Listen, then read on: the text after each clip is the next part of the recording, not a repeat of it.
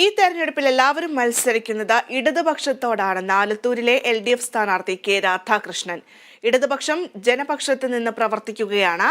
അതിനാൽ പോരാട്ടം ജനപക്ഷവും മറുപക്ഷവും തമ്മിലാണെന്നും രാധാകൃഷ്ണൻ വ്യക്തമാക്കി. മത്സരം ആലത്തൂരാണ് നടക്കുന്നതെങ്കിലും അല്ലെങ്കിൽ ആലത്തൂരിലെ സ്ഥാനാർത്ഥിയാണ് എങ്കിലും വോട്ട് തേടി എറണാകുളത്ത് എത്തിയിരിക്കുകയാണ് ശ്രീ LDFിന്റെ സ്ഥാനാർത്ഥിയായിട്ടുള്ള ശ്രീ കെ രാധാകൃഷ്ണൻ.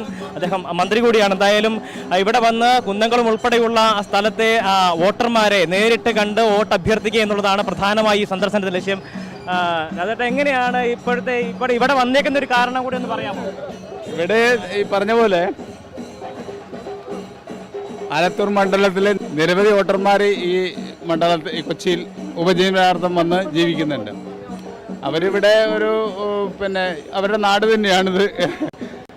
അത് പറയുമ്പോൾ തന്നെ തെരഞ്ഞെടുപ്പ് വരുമ്പോൾ അവർക്ക് ആ മണ്ഡലത്തുമായി ബന്ധപ്പെട്ടുകൊണ്ട് അവർക്ക് വോട്ട് ചെയ്യാനുള്ള അവസരമുണ്ട്. അതുകൊണ്ട് തന്നെ ഇവിടെയും അവർ ലോക്കലിൽ പ്രചരണം നടത്താറുണ്ട്, എല്ലാ കാലത്തും ചെയ്യാറുണ്ട്. ഇപ്രാവശ്യം കുറച്ചും കൂടി വാശിയോടുകൂടിയും ആലത്തൂർ ലോക്സഭാ മണ്ഡലത്തിന് പിന്നെ ലക്ഷദ്വീപിലും ഉള്ള ആളുകൾ ഇവിടെ ഉണ്ടെന്ന് തോന്നുന്നു. അങ്ങനെ അതെ അത്ര എങ്ങനെയുണ്ട് ഈ ഒരു തെരഞ്ഞെടുപ്പിൽ നിരവധിയായിട്ടുള്ള വിഷയങ്ങൾ ചർച്ച ചെയ്യുന്നു.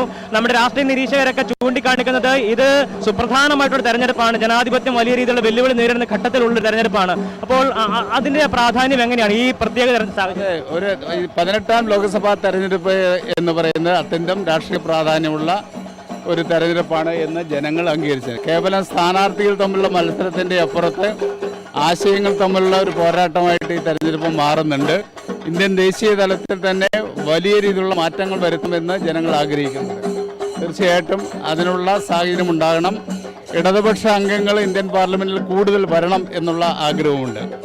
കാരണം 17ാം ലോക്സഭാ തെരഞ്ഞെടുപ്പിൽ ഇടതുപക്ഷ അംഗങ്ങളുടെ അംഗസംഖ്യ വളരെ കുറഞ്ഞുപോയി. ആ കുറഞ്ഞു പോയത് ഒരു കുറവായിട്ട് തന്നെ ജനങ്ങൾ ഇപ്പോഴും അംഗീകരിക്കുകയാണ്. അതുകൊണ്ട് തന്നെ 18ാം ലോക്സഭാ തെരഞ്ഞെടുപ്പിൽ ഇടതുപക്ഷങ്ങൾക്ക് മുന്നേറ്റം ഉണ്ടാക്കണമെന്ന് ജനങ്ങൾ ആഗ്രഹം സാധ്യപ്രായമാകും. അങ്ങനെ വന്നു കഴിഞ്ഞാൽ ഇടതുപക്ഷ അംഗങ്ങൾ ഇന്ത്യൻ പാർലമെന്റിൽ കൂടുതൽ വരും. ഇതിൽ ചർച്ച ചെയ്യപ്പെടുന്ന വിഷയങ്ങൾ നിരവധി ഉണ്ടല്ലോ. ദേശീയ തലത്തിലുണ്ട്, സംസ്ഥാന തലത്തിൽ നിരവധിയായിട്ടുള്ള വിഷയങ്ങൾ ചർച്ച ചെയ്യപ്പെടുന്നുണ്ട്. അതൊക്കെ ഏത് നിലയ്ക്കായിരിക്കും പ്രതിഫലിക്കുക? പ്രധാനമായിട്ടും നമ്മുടെ ദേശീയ തലത്തിൽ നടക്കുന്ന ചർച്ചയിൽ കേരളത്തിൽ അത് ശരിയായ രീതിയിൽ തന്നെയാണ് വിലയിരുത്തുന്നത്.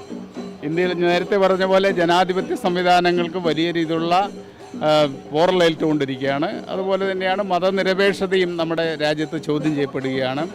പൗരന്മാരുടെ സ്വാതന്ത്ര്യം, മാധ്യമ സ്വാതന്ത്ര്യം, എല്ലാ സ്വാതന്ത്ര്യവും നിഷേധിക്കപ്പെടുന്ന നിലയിലേക്ക് കാര്യങ്ങൾ പോവുകയാണ്. തങ്ങൾക്കിഷ്ടമില്ലാത്ത ആളുകളെ എന്ത് വിധേനയും കീഴടക്കാൻ കഴിയും എന്നുള്ള ഒട്ടേറെ ഉദാഹരണങ്ങൾ പറയാൻ. ഒരു മുഖ്യമന്ത്രിയെ പോലും ഇലക്ഷൻ ഡിക്ലെയർ ചെയ്തതിന് ശേഷം പിടിച്ച് ലോക്കപ്പിലിടാമെന്നും ജയിലിലടക്കാമെന്നുമൊക്കെയുള്ള ഒരു സാഹചര്യം നമ്മുടെ രാജ്യത്തുണ്ടായി എന്നുള്ളത് ഏറെ അപമാനകരമാണ്. ആളെ എന്ത് തെറ്റ് ചെയ്തു എന്നതിന് അപ്പുറത്ത് ഈ ഇലക്ഷൻ ഡിക്ലെയർ ചെയ്തതിന് ശേഷം ഒരു മുഖ്യമന്ത്രിയെ പിടിച്ച് ലോക്കപ്പിലിടുക, അത് ഇന്ത്യൻ ചരിത്രത്തിൽ ആദ്യമാണ്. അപ്പോൾ അങ്ങനെയുള്ള കാര്യങ്ങളൊക്കെ നമ്മുടെ നാട് ചർച്ച ചെയ്യാം. ആരെ വേണമെങ്കിലും ഞങ്ങൾ കൈകാര്യം ചെയ്ത് കളയും എന്നുള്ള മുന്നറിയിപ്പുമാണ്, ഒരു ഭീഷണിയാണ്. അത് തെരഞ്ഞെടുപ്പിന്റെ ഘട്ടത്തിൽ ലവ് ജിഹാദ് പോലുള്ള സംഭവങ്ങൾ വീണ്ടും ചർച്ചയാക്കപ്പെടുന്ന ഒരു സാഹചര്യമുണ്ടല്ലോ. വളരെ ഖേദകരമായിട്ടൊരു കാര്യം തന്നെയാണ്. പക്ഷേ അതിന് വീണ്ടും ഇത് ആവർത്തിച്ച് അതില്ലാത്തൊരു കഥ പറയുമ്പോൾ ഉണ്ടാകുന്ന വർഗീയമായി ധ്രുവീകരിക്കുക സമൂഹത്തെ. തങ്ങൾ ചെയ്ത കാര്യങ്ങൾ പറഞ്ഞുകൊണ്ട് നാടിനോട് ഇന്ന കാര്യങ്ങൾ ചെയ്തിട്ടുണ്ട്, അത് പറയാൻ കഴിയാത്തത് കൊണ്ടാണ് ജനങ്ങളെ ഭിന്നിപ്പിക്കാൻ വേണ്ടിയുള്ള നടപടികൾ സ്വീകരിക്കുന്നത്. ഭിന്നിപ്പിച്ച് തങ്ങൾക്ക് നേട്ടം കൊയ്യാൻ കഴിയുമെന്ന് തിരിച്ചറിഞ്ഞു. സർവേ ഫലങ്ങളൊക്കെ മറികടന്നിട്ടൊരു ആൾ കൂടിയാണ് അങ്ങ്. അപ്പോൾ ഇപ്പോൾ വരുന്ന സർവേ ഫലങ്ങളെ കുറിച്ച് കാണുമ്പോൾ അങ്ങേക്ക് എന്താ? സർവേ വ്യത്യസ്തങ്ങളായി ഞാൻ ആദ്യം പറഞ്ഞിട്ടുണ്ട്. ജനങ്ങളിലാണ് ഏറ്റവും പ്രധാനപ്പെട്ട തീരുമാനമെടുക്കേണ്ടത്. ആ തീരുമാനം ഇടതുപക്ഷത്തിന് അനുകൂലമായി എടുക്കും എന്നുള്ള പ്രതീക്ഷയാണ് എനിക്കുള്ളത്. വലിയ ആശംസകൾ നൽകുകയാണ് ഈ ഘട്ടത്തിൽ. തെരഞ്ഞെടുപ്പിന്റെ പ്രചാരണ ചൂട് വാനോളം ഉയരുന്ന ഘട്ടത്തിലാണ് രാധാകൃഷ്ണൻ ഇവിടെ വോട്ട് തേടി എത്തിയിരിക്കുന്നത്. ക്യാമറമാൻ ചാൾസിനൊപ്പം Aby John Thomas, Kerala vision news, Kochi.